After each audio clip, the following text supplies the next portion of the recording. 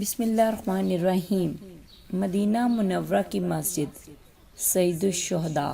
سعودی عرب کی تاریخی مساجد میں سے مدینہ منورہ میں مقام احد پر قائم یہ مسجد سید الشہداء ہے۔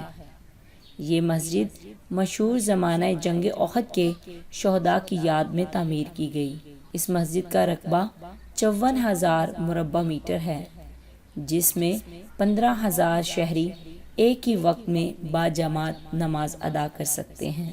مسجد سید الشہداء اس تاریخی مقام پر قائم ہے جہاں نبی کریم صلی اللہ علیہ وآلہ وسلم اور آپ صلی اللہ علیہ وآلہ وسلم کے صحابہ کرام نے مشرکین مکہ کے خلاف تاریخی جنگ لڑی۔